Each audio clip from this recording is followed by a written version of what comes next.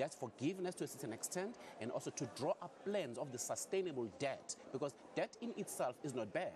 Even the developed countries do have debts, but they are sustainable relative to their GDP, relative to how their economies are functioning, and also relative to the premium that is placed upon those debts. So it is important for an African continent to be heard, to say, guys, we are suffocating because the development finance is far too expensive for us as the developing world, for us as the African continent. And having Dr. Ghebreyesus Tedros, we've seen him on many, talk about vaccines and talk about the availability of vaccines, especially as we saw the COVID-19 pandemic as well. And I like that you also mentioned that it is key and critical that we are ready for any eventuality on the front. Exactly why he's because those shift in itself, but not just the continent, but the world. Well, absolutely, Mkolisi, because when it comes to issues of the right in terms of the production of vaccines, we saw in India calling for this, but also getting the buy-in developed counterpart of making it's not just producing, also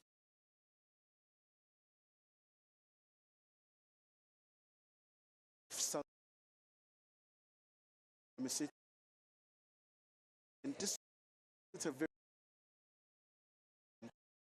as well. It's been also very interesting as well in policy.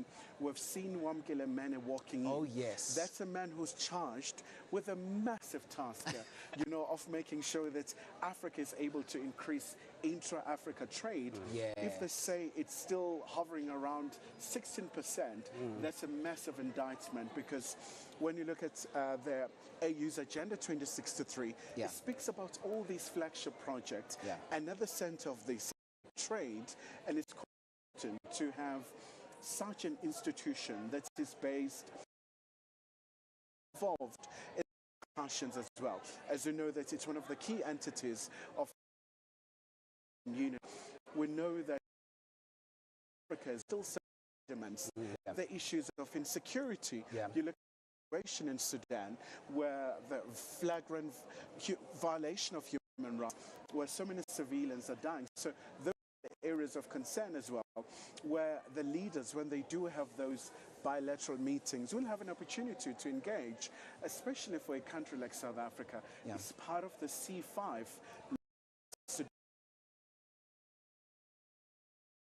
Also developments also in Juba. We've seen the election being postponed, but also we've seen this tiff between Riek Machar and the current president really just continuing.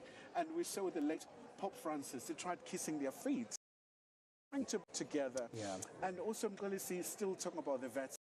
It's been really interesting to look at these developments, because we saw President Ramaphosa meeting the new Pope, Pope Leo, and also getting an endorsement from the Pope, especially because we talk about these global concerns. These are issues that affect so many countries in the world. Indeed, and he touches on the arrival of Wamkele Mane, and I marvel every time I hear him talk about, Africa's position when it comes to the global sector. And this now takes me to the next point, where we talk about the African fleet, which is another also talk about it really when we look at Africa positioning within the global scale. Sure. Look, Kaya has just mentioned that if you look at intra-continental trade, the African continent is about 16%. In other words, the whole trade that the African continent has, how they trade among each other is 16%. And then there are reasons for that. And part of the reasons is the legal framework that is put there. For instance, the movement of goods, people, countries to a certain extent, because of their industry, vulnerable, they still use a certain level of protectionism. And then again, the issue of the infrastructure, Mkolisi, the African continent well integrated when it comes to the infrastructure. So you would find that to move from here to Nigeria, perhaps using the railway line or using the road, is difficult. So it means that it costs much to move goods in continents. And also, Mkolisi, if we look in terms of the trade that as African continent, we have not unlocked the potential there when the African countries, they trade among themselves, because about 80% of trade in Africa, it happens with EU as well as America and China. So meaning there is more money coming out of the continent, Europe to China, as opposed to the money that is coming from these three parts of the world coming to the continent. How are we then going to develop? And then the strategy is, let us trade among ourselves. Then the issue now, I'm going to see, of the regulatory framework becomes a key. Comes to the currencies that are being used. Do we then make sure that when we establish this, and by the way, it has been growing, and we've been seeing from, I think, 12% to about 16% in terms of the intra-trade in Africa, but we need more. We are saying the trade within the African continent must be looked at in terms of the infrastructure development, must be looked at in terms of regulatory framework, must be looked at in terms of taking advantage of the population dividend, and at average about 30, I think it's 30-year-olds on the African continent, which means in the future, this 1.5 billion pool, 70% of which is about 30 years of age. So there is future in this continent. So the trade must really be centered among ourselves so that we develop within, less money going outside, but more money rotating within the African continent, and that on its own is going to be a panacea in terms of ensuring that even the debts that we are having as an African continent or as a developing community, those debts are being reduced, and then we are able to develop. We need to trade among ourselves to develop efficiently and effectively.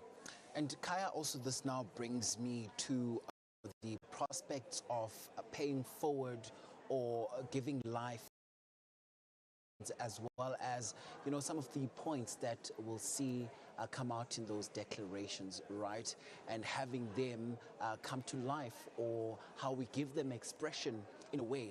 There's a long way to go, because I think earlier you did mention that some of those declarations are non-binding, to be honest. And many have actually said, then what's the point of it all?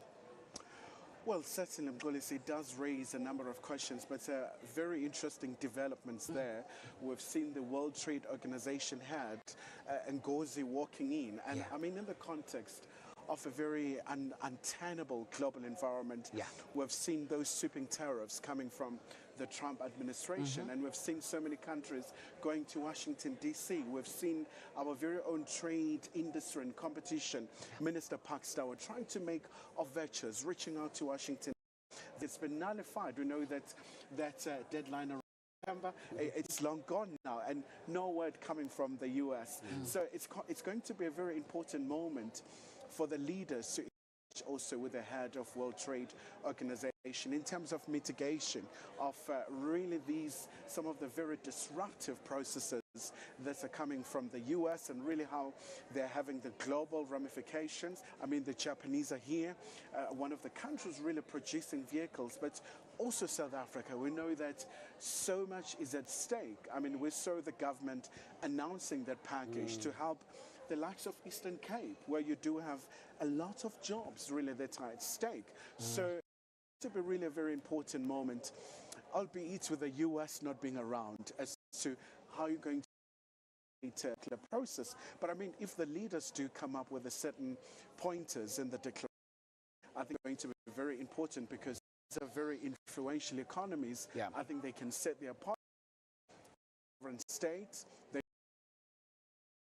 US, especially how it's dilly-dallying, the back and forth that we've seen reports coming from the US that Trump wants.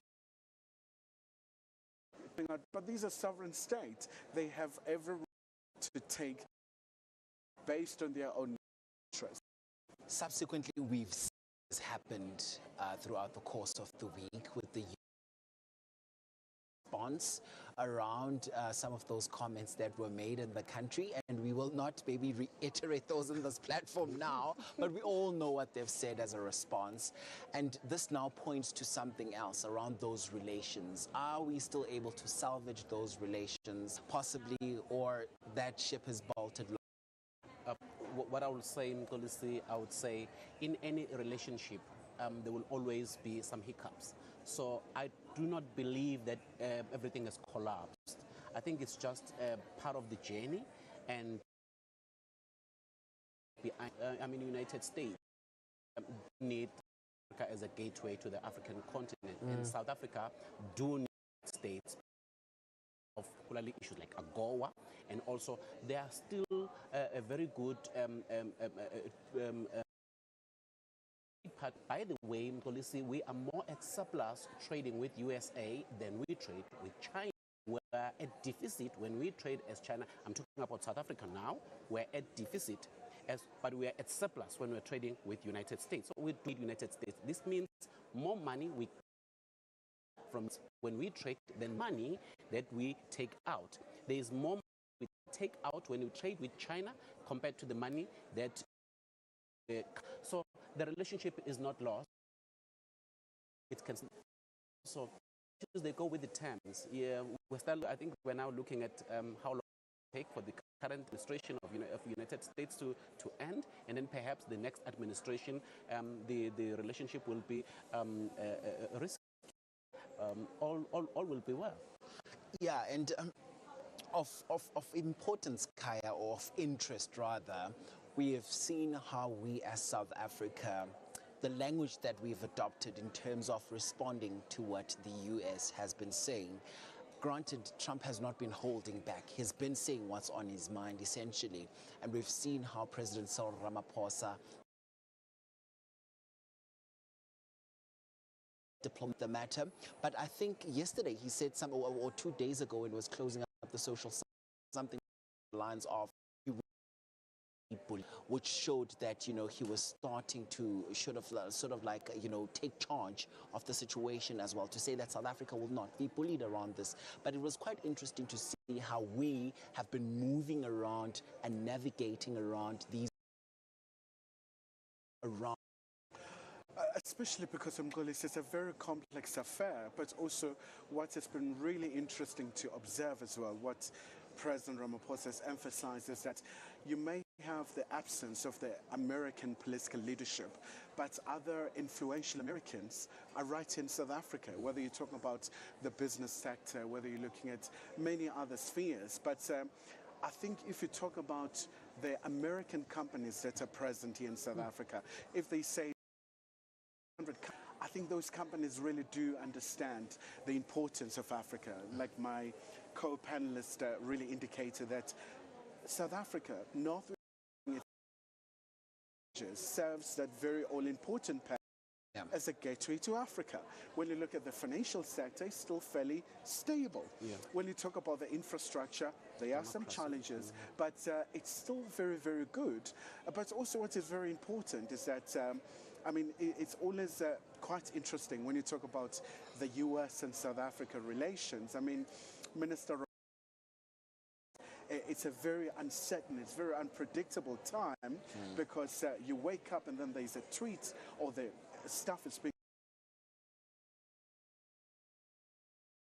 really the whole issue that when you talk about South Africa's position with regards to the International Court of Justice, how they said what's happening in Gaza is untenable.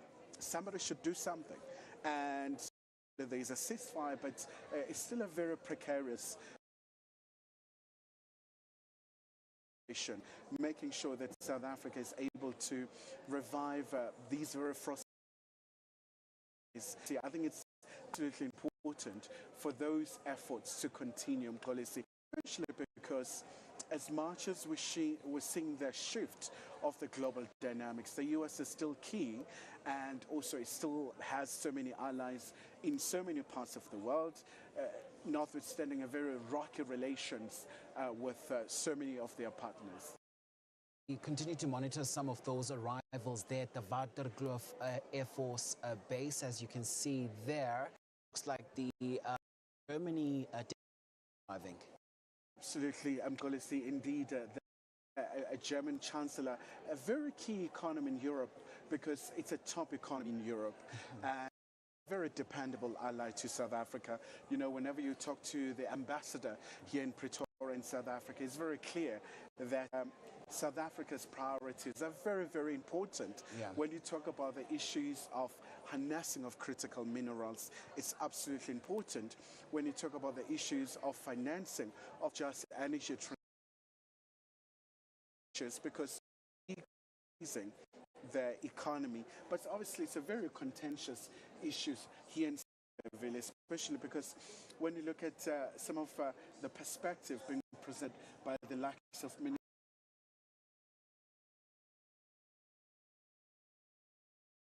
fantastic stake. So hence, when you talk about the just energy, you ensure that those jobs are protected, but also you want to have a radical shift. It's where you really make sure that it's according to the country's resources, but also bearing in mind that it's a very big issue in this country. Analyst,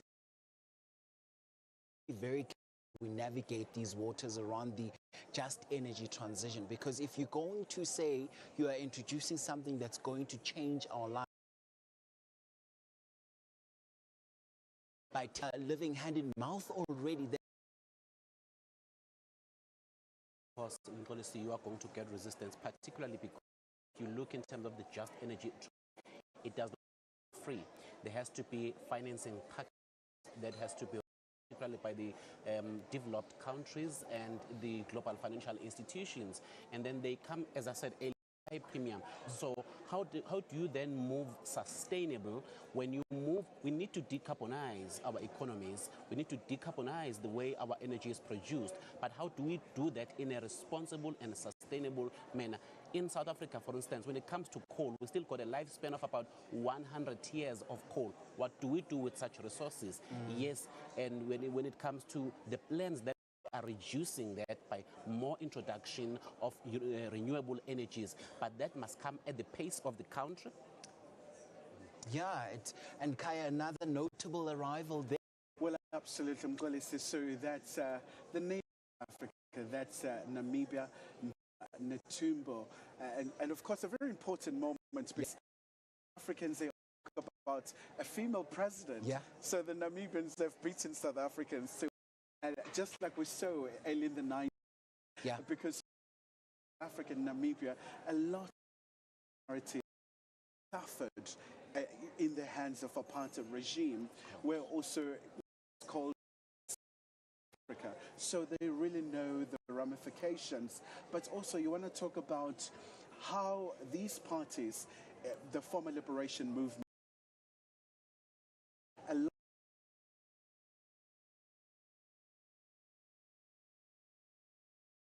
National Congress could not get that majority. But for SWAPO in Namibia, just had a who was about to allow the vehicle, really just showing that there's so much happening and dynamics in the region across the continent.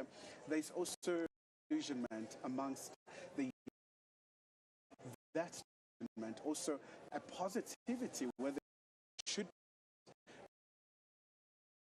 So a significant moment indeed, because Namibia has been one of those countries about Palestinian, been also about terminating for the people of Palestine. Yeah, they're quite key, Kaya, that is actually fairly new.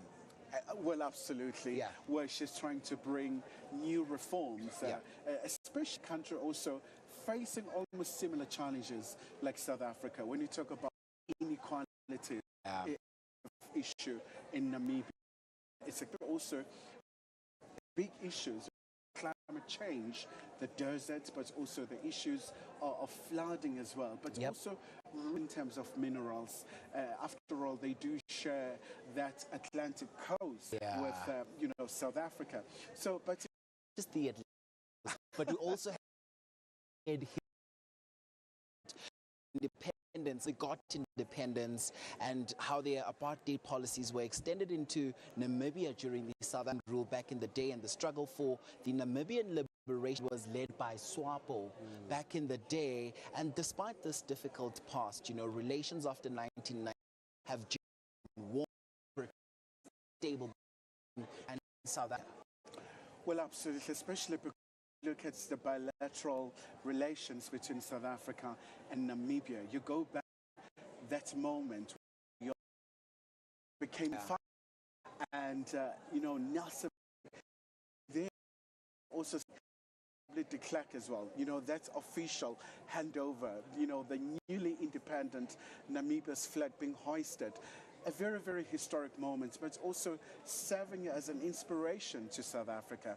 But also, when you're right in Namibia, it's almost you're right. It feels like you're right in South Africa, because also when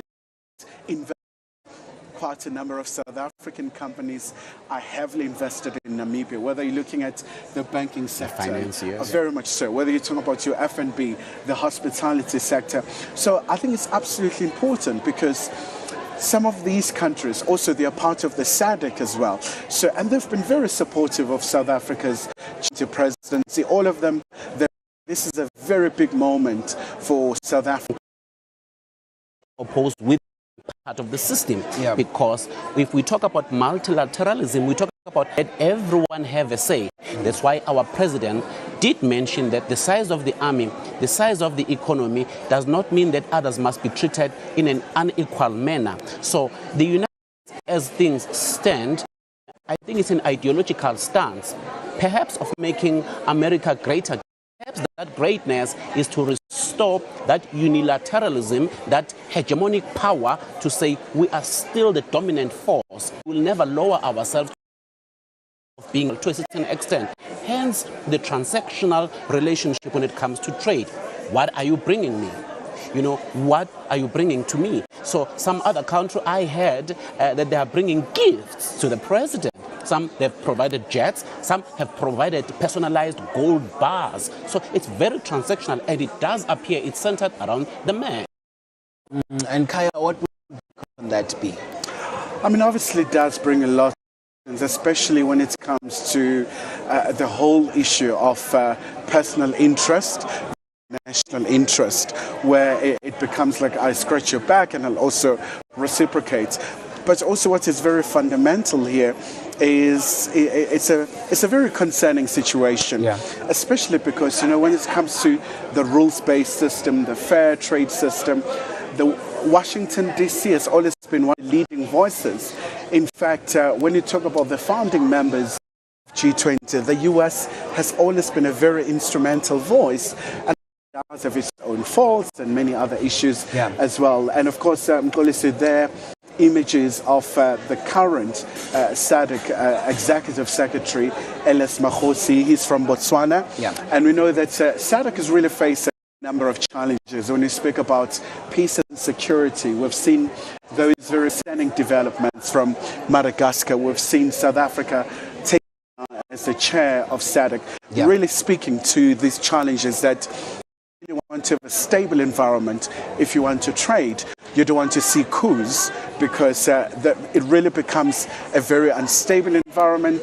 The investors tend to walk away because they point to those risks, like Velo really pointed out. But also for SADC, really, these elections, they have become also a point of concern, because we've seen what's happened in Tanzania and the post-election violence, because we had a winner who won by almost like 98%, which is quite ludicrous. I mean, even the Kenyan president, William Ruto, said there's no way in an election you can win by over 98%. But also you go back to Mozambique as well, how Daniel Chapo came into office, succeeding Filipe Nyusi. Similar scenes as well unfolded, and this is very close to home for South Africa, because we know the significance of Mozambique. When you talk about Maputo corridor connecting South Africa's economic hub to Maputo, in terms of the movement of goods, in terms of the minerals coming down from Limpopo province, from so many other parts, because must be the foundations, and democracy is the foundation, because you cannot rule when people have not given you the legitimacy to rule. So that's another point. So South Africa as a country, we are I'm glad that we are to show that as a culture that is, we are bringing everyone to say, let us pray. And gentlemen, we are back to back right now on the screens with some of those arrivals. We see South Africa here, it's the Minister of International Relations and Cooperation, Mr. Ronald Lamola. We just heard now our Calvin Lula speak to his spokesperson around the logistics of hosting an event of this magnitude. But also on the other side of the screen, we've just seen the German delegation also arrive, and they arriving to an authentic African experience, as we've seen being the pattern since with the arrivals, right? Talk to us about that. Well, very much so, Mkhulisi, especially because we know that Germany has been a very dependable friend of South Africa. You look at the investments in South Africa, contributing to South Africa's quest for job creation, but also right here in Nasrec in terms of also we've seen also the Prime Minister of the Netherlands, a very key partner for South Africa as well, especially because when you look at the history of South Africa, you still do have a number of people from the Dutch origin, but also with the German Chancellor as well, Chancellor Merz as well here. But also what is very interesting with Netherlands is that, I mean, this is also a country, just like Germany, where they've had coalition governments for some time. And in the context of Netherlands, I mean, we've seen how it's collapsed, how they've revived it. So these are new challenges for South Africa. Maybe at the municipal we've seen how it's done, but also we've seen the challenges. But also with the government of national unity for South Africa, we've seen like those hiccups. We've seen how, for example, it took forever to, and it took a different direction, and subsequently it was approved. So these are partners for South Africa also in terms of political the bilateral meetings. President Ramaphosa and these leaders try and say, how do you navigate this space? Because here it's still fairly new in terms of making sure that how do they ensure that the coalition they prioritize the country's interest and walk away from what the party wants. And looking at some of those, democratic processes, of course, depending on how advanced a particular democracy is in a particular African country, just what lessons can we take away from some of our counterparts whom we've engaged with at G20 summit level, Veli? Well, look, as I said, South Africa is to a certain extent a trend setter when it comes to how you maintain democracy, how you hold on to the principles of democracy, how do you ensure that country in how other nations they look at you. So we have learned a lot in how to practice democracy. Yeah. And it's very important to do that, especially when we look at some of those lessons that we take away. And part and parcel of this conversation is actually also just monitoring how we usually move around and how to take those lessons forward, particularly when we look at development, we look at, these forums and how they are made to at least change our way of life as people, as the people that are supposed to be benefiting from all of these forums, Kaya. Well, absolutely, Mkhulisi, because I think one of the key features in this regard is that it's all about defending multilateralism. We know that it's facing a major concerns in so many respects, especially because with the rise of the likes of Donald Trump in the US, and also just the global dynamics where you do have the rise of leaders really who are approaching things differently. And also when you listen to the United Nations, Secretary General Antonio Guterres is speaking about really the cloud that is held by the countries in terms of driving change, also making sure that climate justice for the African continent. Speaking just overall about forms of these key, and I think really Johannesburg Declaration will ensure that those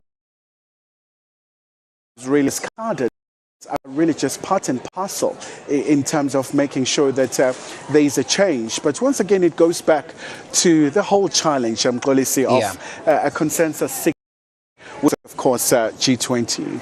And as we continue with these conversations, we also continue to monitor some of those arrivals back to back on our screens. But John Kavlich, who's the senior research editor at the Outcome Modeling Analysis of our researcher, Velim Seni. And we welcome you now, John. Thank you so much for your time on the program. We have been unpacking, we have been debating, we have been having conversations around the significance of the article that you penned. Around the U.S., it's pertinent. Let's talk about that. Yeah, there's a 13th century out of mind. Yeah.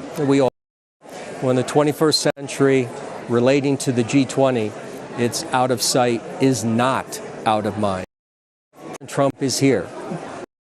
You're in spirit. He's like a ghost that's haunting the place. But he's here.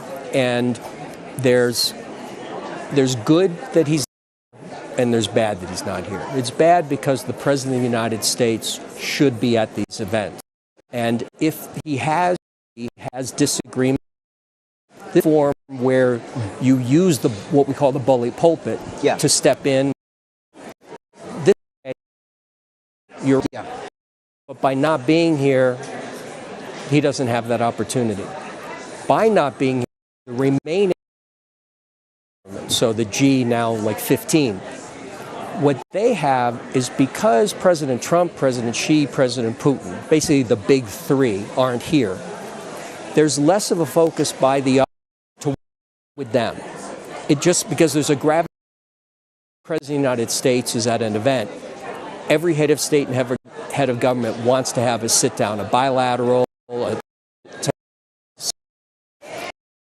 But by here, the 15 now have more time to engage with one another.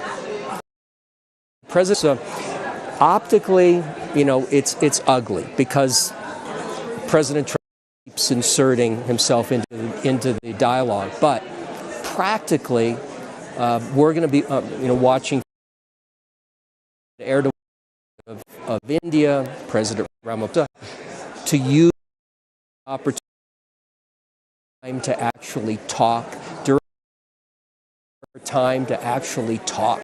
So some positive development. And also just around that, just how significant, because we talk about it in this grander scale of trade, with the U.S. being this, that. Yeah, normally, he arrived, made metro cars and submarines. So, a lot of people forget that the big conference. Yeah, it was a finance and the political. The absence of the United States is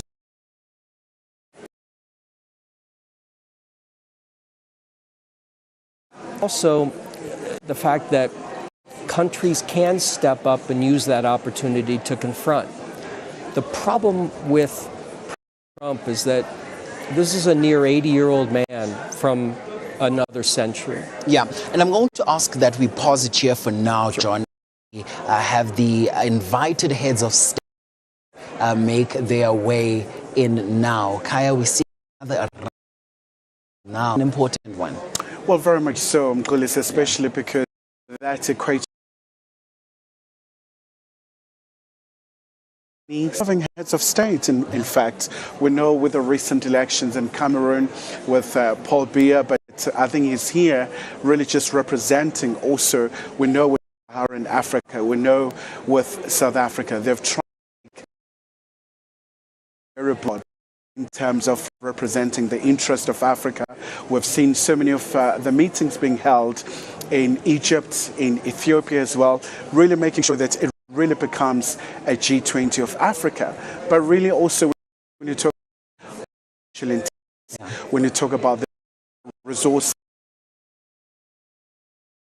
and it's one of the oil-rich countries there, and as you can see, South Africa's International Relations and Cooperation Minister Ronald Lamola welcoming. Traveled quite a lot because we know he has been at it And with a number of elections that have been held, he's always and those are the issues of the newly elected Development Bank president, all the way from Mauritania. So just panelists also mentioned, it's about financing. So when you talk about African Development Bank, it's been a very central institution in Africa in terms of bankrolling some of the key projects, whether you talk about energy, whether you talk about infrastructure, whether you talk about addressing backlog of energy in the African continent. And it was quite interesting where President Ramaphosa was meeting with the EU delegation, and one of the major focal points, it was around energy, and where also the European leaders, they spoke about the really just making sure that they fortify this cooperation with Africa at large, because when you talk about 600 million Africans without really access to reliable energy, it's such an indictment to a continent really endowed with all these natural resources. Yeah, indeed, and that's why I also need to bring you in now, John, because this is quite of critical importance, particularly where we look at financing as well as trade. You know, that article of yours, you suggested that President Trump is turning global governance into a national loyalty-based. So, you know, of retaliation or some sort of missing the 2026 summit to Donald's part. And one of them here, that's one of the transitions that we haven't even begun yet, and the discussion has already shifted to 2026 when President Trump is going to host the G20 at his golf course, and he's already said, I'm not so sure South Africa should be invited. And then he mused that he was thinking, which of course are already in the, which he maybe just forgot. But it is, he has already used the tools of the presidency in a way that other presidents haven't. And they've always had them, but he uses them as a instrument. And so those leaders that are here are going to be auditioning in to make certain that they're not next year. It's an awful reality check for these people. Yeah. But everything is, and also he looks at paying tribute to him, not to the United States, to him. And you also mentioned concerns, particularly around dealing with Doral, but we'll get to that now because I want Kaya to talk to us about the latest arrival now as we continue to take note of those, Kaya. Well, absolutely, Mgolisi. So this is Zimbabwe's vice president. And as we know, in the context of SADC region, Zimbabwe is a former chair of SADC, but it's also quite a number of challenges facing Zimbabwe as well. When you talk about their macroeconomic framework, it's a country really that is still a number of challenges in terms of resuscitating, reviving its economy. And I'm sure during the course of these meetings, they will have an opportunity to engage likes of International Monetary Fund and other World Bank and many other key partners as well, because we know that also the United Kingdom Keir Starmer is also here. I'm sure during the course of those closed sessions they will have an opportunity really to iron out some of the areas still quite in demand in terms of really just rectifying and fixing. A very important time because it shows that some neighbors are really supporting South Africa's G20 presidency amid all global dynamics that at times are very unstable. But it's also not so predictable at times, especially when you speak about trade, where once again we go back to the issue of the sweeping tariffs, where also a number of now are just negotiating with as opposed to having a multiple structure. So it is quite a challenging time. Yeah, interestingly, and John, I rope you back in the fold now because, you know, you made such an interesting point around how these leaders are now auditioning to be in right? Yeah. Just this dynamic of the personalization of diplomacy, is it unique to just Trump, or is it part of a large global trend? Because I would say it's quite a worrying trend. It's not unique to him. The way he does it is unique to him. Yeah. So, multilateral entities, G20, SCO, whatever, they all have BRICS, of course. They all have a role. But generally, heads of state and heads of government prefer the easiest trajectory. So a straight line as opposed to a turbo because of the personalization thing and his willingness to not say, let's talk about something quietly. Let's develop a process to see if we can do something. He goes right at the political jugular publicly. He threatens, and then as a head of state or head of government, you're at a position where you're trying to figure out, how do I respond? Because if I respond one way, my domestic political survival risk. If I respond another way, bilateral relationship with the United States risk. And they're all trying to balance care about, as his predecessors did. His predecessors would say, all right, I have issues with South Africa, I have issues with President Ramaphosa. I'm not going to dig a hole in the ground for this guy. Yeah. I'm not going to shake his political base. I'm not going to make it difficult for him to govern. But President Trump doesn't do it. Grabs a shovel, starts digging, and basically threatens to throw whoever this morning. At lunch, he hates you, and at dinner, so if you're a head of state and you're a head of government, it's terrifying to try to maneuver each day because you don't know which Donald Trump you're going to get, other than it's going to be a surprise. Yeah, and just a quick one for our viewers now. We just Kailihle Khumalo go to give them a bit of a now.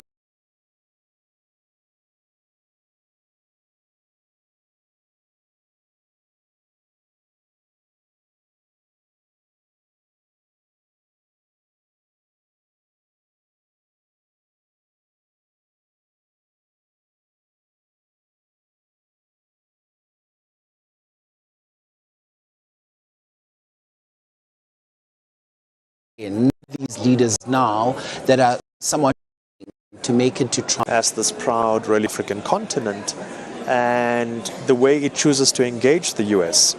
I think in the current crisis, it's not rejecting or embracing. I think what it's doing, it's really strategic.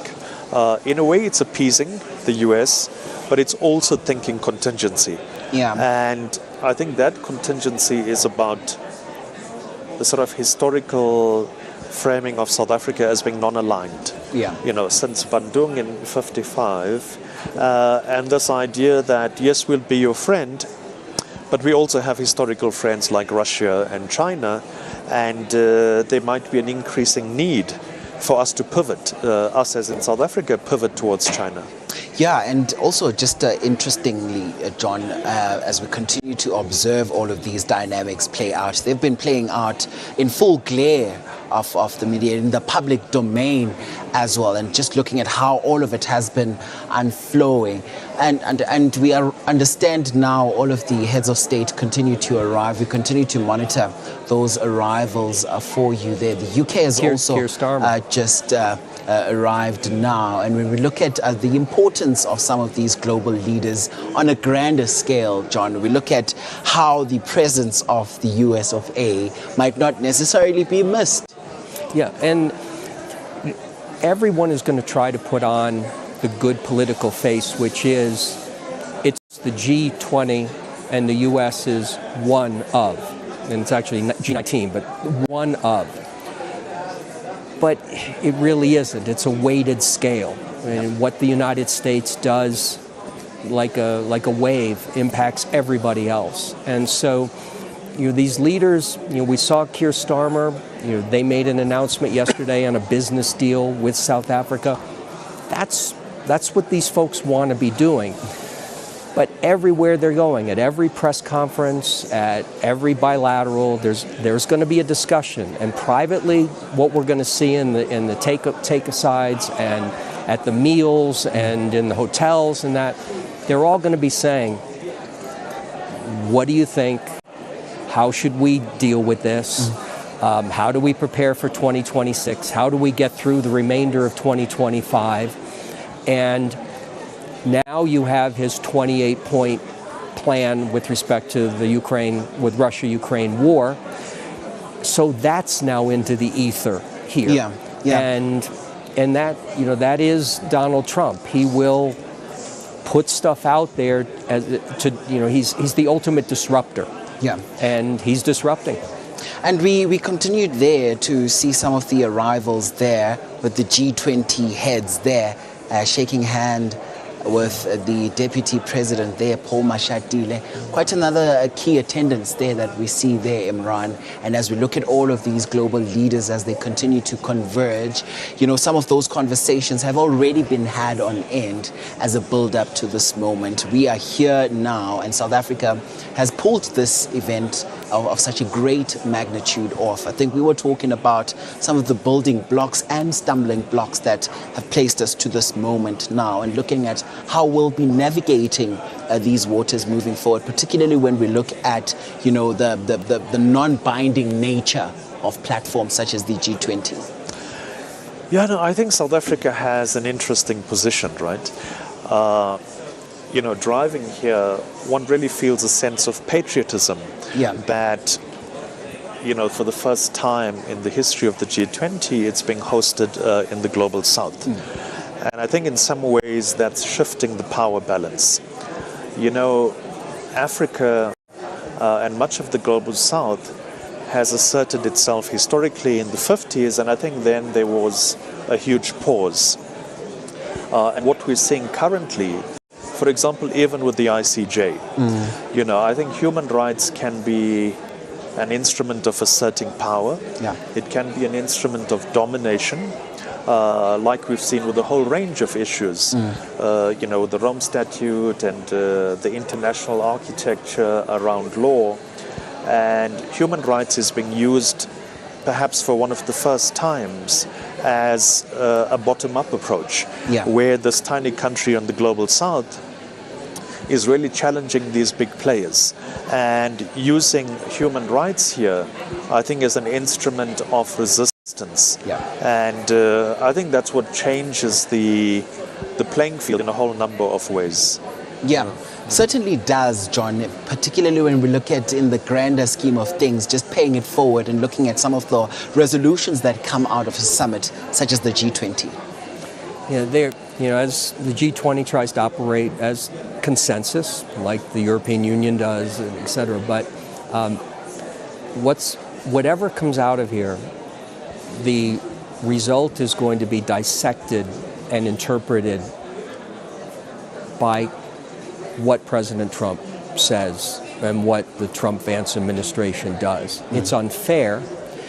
As you were saying, the weight is shifting. Whether it's the weight of the G20, the weight of the UN Security Council. Secretary Gutierrez of the UN yesterday was saying that we've got 3 members on the Security Council from Europe. Russia, if you count it, the part of it is Europe. So 4 members. Does that make any sense whatsoever in this century? No. But he said those with power generally aren't too excited about sharing it. And that's where we are. So communication, the communiques, whatever comes out of here, President Trump is going to go after it. And I would suggest that President Trump has 3 years and 2 months on his term. And I don't think we're going to see a revolt against him by whether it's EU, G7, G20, or any other group. because, as I said, he's using every tool that the U.S. Constitution, that U.S. laws, U.S. policies and regulations permit, and then he's using some that are being challenged in court, but he's using them and he's intimidating people. And because he's just so overwhelming when he decides to go after someone, particularly his friends, there's just a lot of fear. So I think that this is a great event for South Africa for 48 hours. Themes? Yep. Yeah, I think if one looks at the key themes, for example, if looks at debt, I think debt is particularly important because on poorer countries. And what's fascinating is if you trace that back, it goes back to this neoliberal order, right? Of course, can be called into question now, and liberalism, etc. But it's the very instruments of the North, South, that if you want to develop, being cut from debt, from water and electricity, and I mean that's the long story, and that continues to happen now, right? It affects poorer people. Important to think about debt restructuring, restructuring.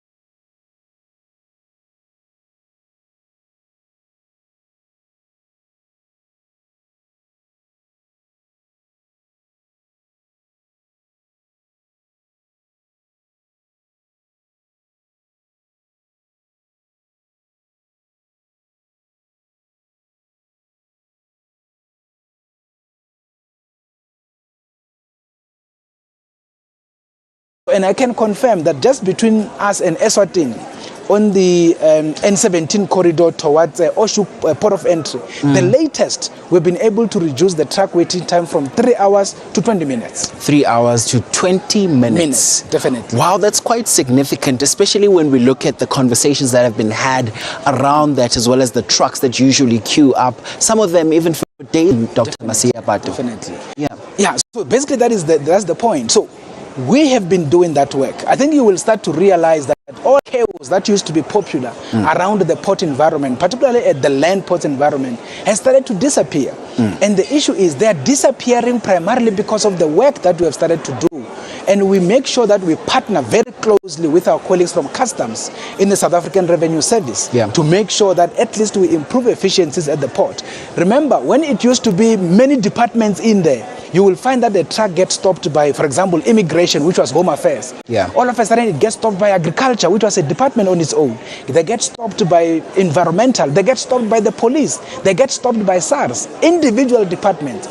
But with the integration of these functions into the Border Management Authority, we removed multiple standard operating procedures.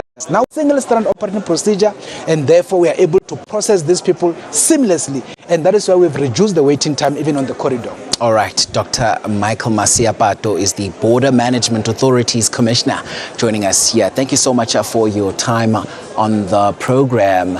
And of course, we continue to monitor some of those visuals for you this hour. It looks like the moment of truth is reckoning. And of course, after all the talks have been had, what we expect now is that President Cyril Ramaphosa will the G20 Leaders Summit. We continue now to lay the foundations for you right here on the program as we continue to make sense of it all, make sense of some of the conversations that have been had, but most importantly, give you a sense of what it all means for you this time. And I think one of our panelists a bit earlier on coined it properly when he spoke about the importance of this moment, but also what this moment means for the African continent and what it means for geopolitics in the broader sense, but most importantly as well, taking some of those declarations and paying them forward, because ultimately it would be seeing some of those being implemented just going forward. It seems like all of those G20 heads have arrived. Some of the heads of state have also arrived. We'll find out for you just which or who at least is still outstanding at this hour. But as you can see there, entrance looks like it's still waiting for some of those G20 heads, as well as some of the heads of state that continue to arrive. And a bit earlier on, we saw there President Cyril Ramaphosa welcoming some of them, and it also gives a sense that he is ready for that opening address, which he will be giving in just about a moment or so. And as a program, we are monitoring that for you, and we'll be taking you to that address as and when it gets underway, with President Cyril Ramaphosa slated to address the Nasrec Expo that is now flooded with media contingent, as well as some of those delegates that have gathered here to witness this moment for the very first time on the African continent. Sanel Jenis talks on global politics now, and he is a political analyst and joins us now on the program. Thank you so much for your time on the show. Thanks for having us, Mkolisi. So the stage is set. It's all come down to this moment now. And President Cyril Ramaphosa, we saw him there on the screen a bit earlier on looking at his cell phone device. I would say he was probably looking at time and thinking it's time now to go in. Talk to us about what we're likely to hear from that welcoming address. I mean, we heard from the UN Secretary yesterday, who spoke highly of what he expects to come out of the summit. Absolutely, Nkolisi. What a time to be alive, as the youngsters would say. Yeah. And just picking up from that address yesterday from the Secretary General, he highlighted our three pillars, which is sustainability, equality, and solidarity.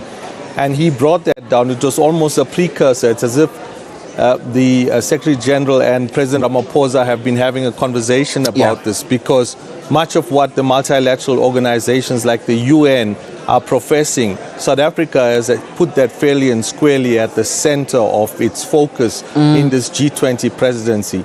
Yeah. So we're expecting, the president to articulate in broader terms, the camaraderie that's been there between the nations that are attending first and foremost. We've seen France, we've seen Germany, the Chancellor's jet arriving earlier. We've seen Prime Minister Narendra Modi arriving. Yeah. We've seen the President of Brazil arrive. And that is a And show. actually now as you speak, sorry to Sure. interject, we're seeing that the President of Nigeria that's also just arrived now, and he's on invitation of President Ramaphosa. Absolutely, President Tinubu, that's a Or very... rather the Vice President, yeah. Of the Vice President, and I was saying that the two biggest economies on the continent are in the house, so to speak. Yeah. And that collaboration is critical because the population of Nigeria is actually one of the largest, as we know. And whatever happens here, it's more about the continental focus, the global south. We're going to see, I would expect, much more conversations about the global architecture, enabling African countries in particular to be able to have more favorable borrowing terms from the multilateral organizations, your World Banks and others. Yeah. On the climate aspect, Africa, as we know, is the continent that has contributed the least carbon emissions, but is often penalized the most because of that. We're going to see some conversations taking place around that. And the African Trade Accord that is in place, leveraging that for Africa's benefit and the global south in general. And just the importance of that, because this is also at a time where we talk about carbon emissions as well as, you know, climate change and just how important all of that is. And in just a moment before you answer that question, visuals there we're beaming for you this hour of what looks like the plenary where all of those heads of state will be seated ahead of all of those conversations there. And just speaking to the importance of this moment as well. Absolutely. On the matter of climate, we have seen, you know, for the person on the street, Yeah. the impact of that. City of Johannesburg having flash floods in the recent times, affecting households. We've seen the province of KwaZulu-Natal impacted by that. So this is a very real thing and it's being experienced on the ground. Therefore, the policies and the agreements that are put in place, especially at the various COPs, we know we're just coming off Belém, which was also controversial in nature. But we've got to see climate funding put in place to mitigate many of these aspects that we're seeing the man on the street experiencing.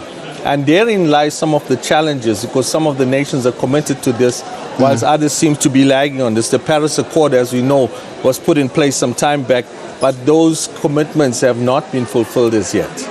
Yeah, and I'm going to try juggle themes with this conversation that we're having now, because it's very important to get in all the voices. And now we bring in Mr. Sello Hatang, who's the executive for strategic partnerships with G20 Legacy. Mr. Hatang, great to have you. Thank you for your time on the program. Thank you very much. Yeah, so perhaps let's just start getting an understanding of some of the work that has been done, because I'm assuming lots of groundwork has had to be done before this moment of reckoning. Yeah, so the project was started in February by the department. DERCO started it, and the big idea was to look at what happens beyond the event. All right, Mr. Hatang, I'm going to ask that you pause there because we're experiencing sound issues with your microphone in particular. So we'll just jostle to sort that out while we also continue with the conversation here. And, you know, I think you're making a greater point around what this means, particularly for policy and policy implementation. But also, much has also been said around the non-binding nature of what happens within G20. Absolutely. G20, as we know, it emanated some time back when we had a crash. Finance ministers were involved with this in the past, and it's now evolved into what we see, a multifaceted setup. Yeah. Remembering that it's an informal, it's not mandated, so to speak, by an act. It's not mandated by an international law that has been put in place. So the gathering is informal, as the Secretary General of the United Nations noted yesterday. Yeah. Which means a lot of this is based on goodwill. The documents that are signed, etc., it's about accountability and holding peers accountable to agreements, more particularly declarations around matters that impact the globe, first instance, but more particularly now with us, the African continent. Yeah, and Mr. Hatang, as you were saying before we lost your sound there, lots of work went into preparing for this moment. Yeah, so the project was actually started by a team that was gathered and endorsed by DERCO, who were looking at what do we do beyond the event? What happens after Sunday? Now the declaration has been made and the event went well. What does it mean for a South African who gets born in 20 years from today? Do they understand the moment? And the project is intended to build a hub. And this hub would have the archive of everything that transpired. And through that hub, you can hold states accountable, but also to its people, like locally. Like how Sunil, earlier on, we were chatting with Sunil, and we were talking about how do you monitor that things are happening in the way they should, and ensuring that there's at least something that South Africans identify with. So that's why we're looking at multiple layers of ensuring that we have some level of monitoring. From an academic side, we have universities that have signed on. UNISA is one of them.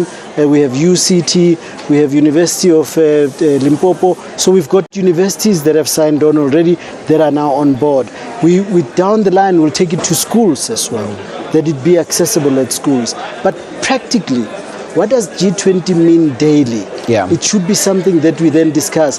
The products that come out of G20, what are those? What does it mean to be sustainable? What does it mean when we talk about equality and solidarity with the poor, solidarity with the vulnerable? What does that mean? It means we need to be pulling more people out of poverty through these processes. And Sunil, just to take from what Mr. Hatang just said now, you know, so many conversations have been had on end, particularly when we look at some of the conversations that were also being had on the sidelines of the summit, such as the social summit that concluded a few days ago. The sense is that everyone must be involved, right? But also when we look at some of the lived realities around the people who have also might have also participated in the social summit, we're seeing the inequality gap also get wider and wider. You know, just getting some of the conversations out there to ensure that, as Mr. Hatang speaks, legacy projects, particularly of an event of a G20 magnitude, goes forward. How do we go about that? Because that is of critical importance. Absolutely, and that speaks to President Ramaphosa's leadership in the G20, where he established the Inequality Committee led by Mr. Stiglitz, Professor Stiglitz, and there it's quite stark that 40% of the world's wealth was accumulated by 1% of its population. So it tells you this is not a problem of South Africa. It's not a problem of Africa. It's a global problem that we have at the moment. And truth be told, that the world is not short of food, and the world is not short of finance to be able to address these matters. It's the political will that must be garnered and galvanized to ensure that you have the dissemination of funding to be able to take into account the man on the street and make that the final beneficiary. And I'm going to let you continue, because we continue to also monitor some of those arrivals of the heads of state. As you can see there, Narendra Modi, who's the Prime Minister for India, who arrived yesterday. We saw there when he touched down, but also in the meantime also just arrived here at the Nasrec Expo Center. And much has also been said around the relationship between South Africa as well as India, but also Mr. Hatang to also continue on that aspect of legacy projects. It's very important that everything just moves beyond summit rhetoric and translates into what we'd like to call action, and actionable action that transforms people. You know, it's a pity, because we tend to reduce such a significant thing to a day or two, and we're trying to avoid that. That this be seen for what it is. It's a significant moment for the continent. But if it's to do anything, it must change the life of Mam Dlamini. That Gogo Dlamini, when she sells her fat cakes at the corner. She understands that if I do not have access to the little fire that I need to just get going, it means that the impact would be such. And I think until such time that we reduce these things to that level, we are in trouble. But that we then say, how do we ensure that corporates understand that we don't again just walk away after Sunday? That after tomorrow, everybody walks away, goes back to doing normal. It's no longer normal. It can no longer be normal. Sunil was saying earlier on, we need to be convening everybody to say, how do we make sure that when the G20 legacy project calls out for dialogues that we want to host community dialogues, where we then reduce these things to the most practical ways of understanding G20's impact in our lives. When we want to work with universities on creating the hub, that we do not struggle to get the technology that we need through the likes of SAP, that we are able to do that kind of work. But that we get the necessary funding to do the work that can then impact the project beyond. And I think if we are to do that, we'll be beginning to then say, this was a game changer in the real sense, not just something that came and went. It's something that then said, what do we mean by sustainability? What does green energy mean for somebody who just needs firewood? What does that mean? And until we do that kind of reducing the thing, I was talking about coal. We grew up with coal. Today we're told, no, coal is bad. And I remember those the entrepreneurs who were selling coal, all that gone. What happens to those people? Once you shut down that business, what's the outlook for their economic survival? And Mr. Hatang, I'm sure this is a conversation we will also rehash tomorrow when we do the wrap, because it's very important. And I like the fact that he also mentions how Gogo Dlamini's life changes, right? Because ultimately that's what it's also all about at this moment. And also just bringing it to the address that we are anticipating now, which will be from President Cyril Ramaphosa around opening this particular summit. Let's talk about that address and what we should perhaps be looking to hear, because the message is a message of hope. You know, it's a message of really taking our hopes, our dreams, our aspirations as a collective and running and walking with them. I envisage that the opening speech will touch on commitments that are already made towards this agreement that is going to be put in place, and more particularly the announcement about South Africa's G20, the 3 pillars and the translation of those pillars, because nothing moves without finance. Let's be honest about that. I'm also expecting President Ramaphosa to address the fundamental object in all of this, which is humanity, right? How does humanity benefit from this? The world is hurtling ahead. We've got AI that's taken over the world. How do we bring this down to the man on the street? What does the man on the street actually benefit out of this? How is South Africa going to benefit from this? And maybe I should touch on the fact that this G20 is particularly interesting because there was an engagement framework put together in October, which involved all the finance ministers, and it looks forward in 5 years. So the thing that Cello is working on is already entrenched into a framework. And I believe that will actually be the harbinger of bringing together all of these different aspects to deliver on an output. The talk is done. And now it's time for the delivery. Yeah, it's time for delivery. And Mr. Hatang, I'm going to let you go now, but let's get a final one from you at this moment, because this moment is not just about conversations. It's really about seeing action. And we spoke about it just now in a moment ago. The importance of this moment is that it's life-changing. And if it is to be life-changing, it needs to be life-changing for a child not who's here today. It needs to be life-changing for the child who's still to be born. And I like how you started it. You said it should be a moment of hope. And if we are to do anything, it's to ensure that talking about equality, we take it to its most basic understanding, that equality should be about ensuring that a child understands that tomorrow will be better than today. But how does that happen when a child doesn't have food to go when they go to bed at night? They are malnourished. We cannot in 2025 still be talking about malnourishment of children. ECD centers that are not working. Yeah. All those things need to then be saying, how do we change the basic lives of people through processes such as G20? I must thank you so much for your time and insights. That is, of course, Mr. Sello Hatang, who joins us there from the G20 Legacy.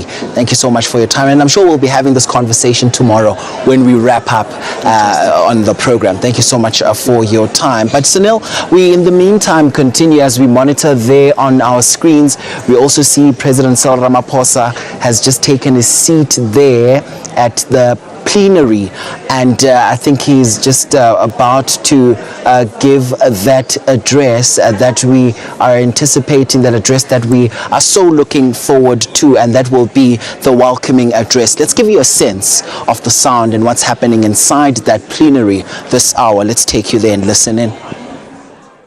The guide of the whole. The World Health Organization Director General, Dr. Tedros Ghebreyesus,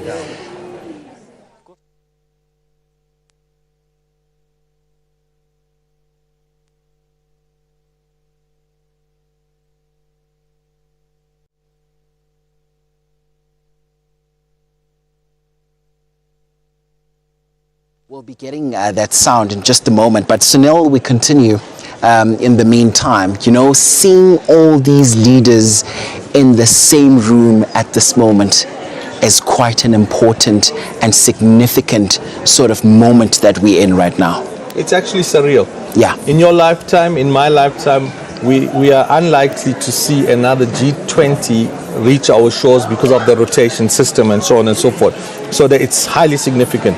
More importantly, what we're seeing is that with India, Brazil, South Africa, common themes that have emerged. You spoke about the social summit. That talks about the inclusiveness that was introduced during Brazil's presidency. And that gave NGOs, stakeholder organizations on the ground, a chance to ventilate aspects related to the three pillars. The inclusion aspect has been quite critical in all of this. But now as we see the world's leaders descend here in Nazareth, walking the portals around President Ramaphosa, who actually must be quite excited to deliver this actual address to the world's leaders. I mean, outside of this, it's the United Nations, and probably if you're invited to the G7 that you'll have this opportunity. So it's really a milestone that the country should observe and take into account, and it will influence our history into the future. Yeah, and looking at the absentees in this particular room, one is the elephant in the room, which is the US. You know, we've spoken on so many occasions about it, and you know, I think one of the panelists that was with us a bit earlier on spoke about President Trump's absence and saying that some of the absences here are political maneuvers to avoid angering Washington. What would your reaction to that be? Well, let's start with that and talk about Argentina for one. We all know that Argentina's peso has been pegged to the United States dollar for a long time. Argentina has also been the dumping ground of United States products that have been defected beyond their use within the confines of the United States. So one can understand to some extent why that is happening. In other cases, there have been clear notices given to the president as to why you know, the president of China is not here, the Mexican president is not here. These were communicated well in advance. With Mexico and its proximity to the United States and the migration that happens there on a regular basis, some of the benefication that happens in Mexico because of United States proximity, one can understand its overhang of the decision of President Trump not being here in South Africa. But in the main, there have been genuine reasons why some of these leaders have not been here. But I believe we need to focus on the dinner. Those there. Commitment of the today. At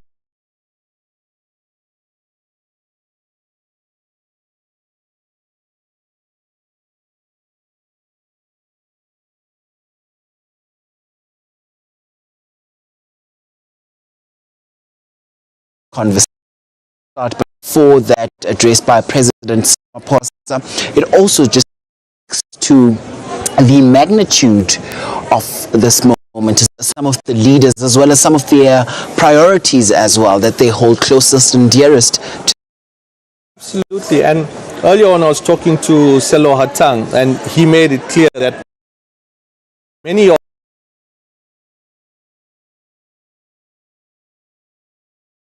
give us hope, saying that progress, heads of staff, all these heads of state have a huge administration. Speaking peer to peer is something that happens every day. Yeah. Outside of engagements and the multilateral, this the world's leaders who are part and parcel of this thing that day. And I know, but in a light moment with our Kaili Kumalo just chatting about seeing the president, and we also spoke about some of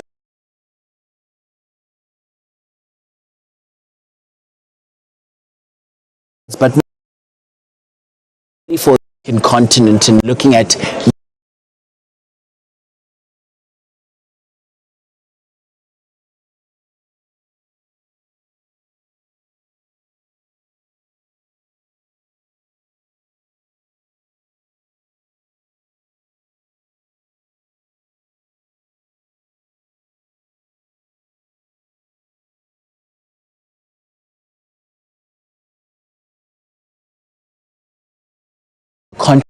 They're right. In fact, or the solidarity that is spoken about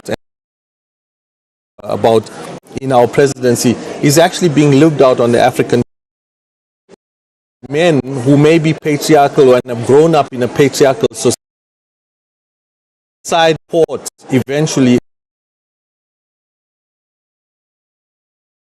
and hopefully South Africa will have the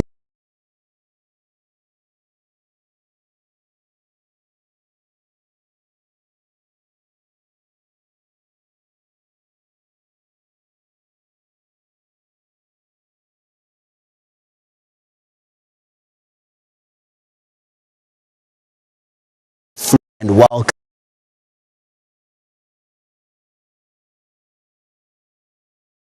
I know to so important.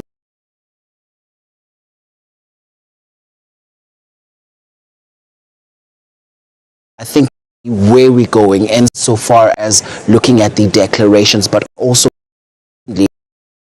South Africa and having pulled. Well, South Africa 1994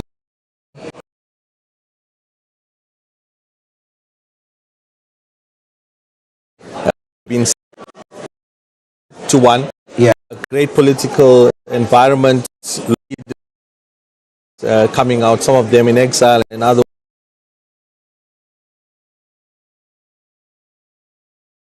world as harsh.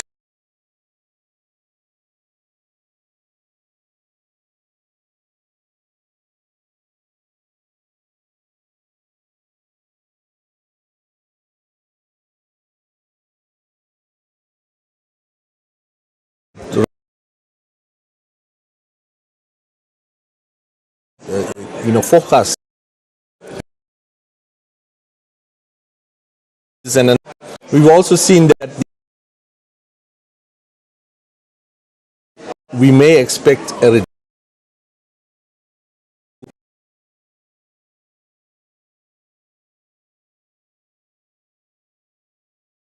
cost of 19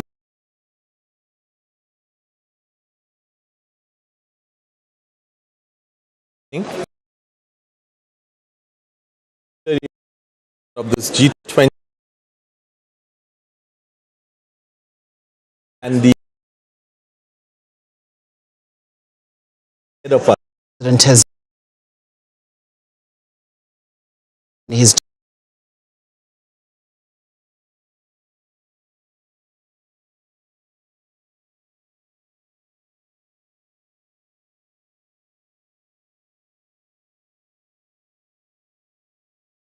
to clean privilege to work to this very first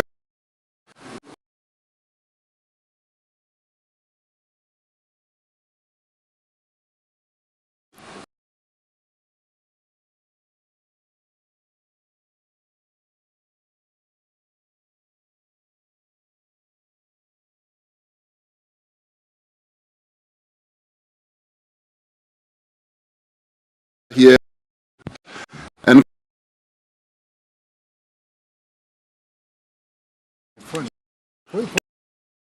problem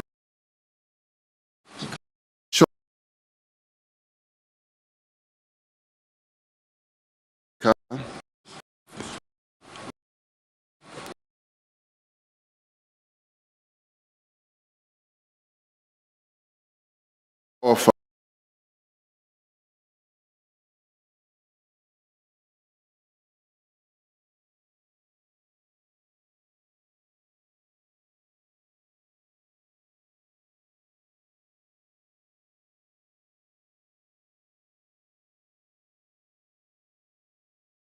for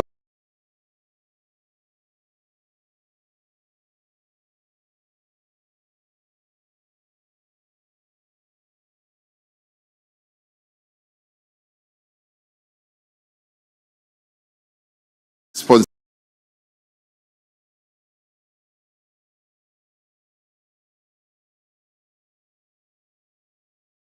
Africa has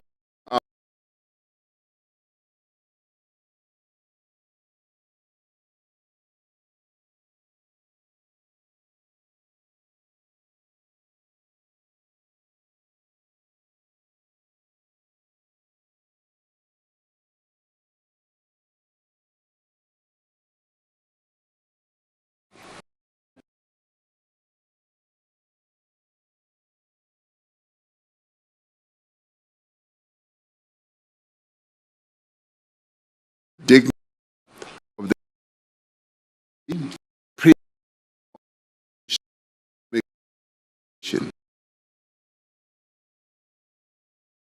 focus for economic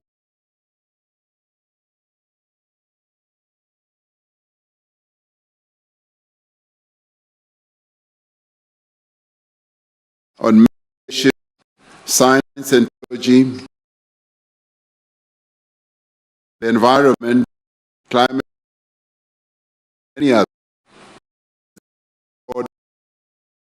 It's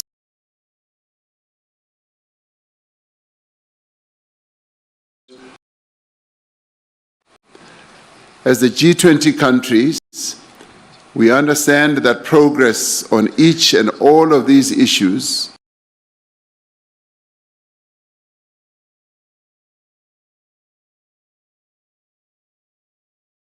is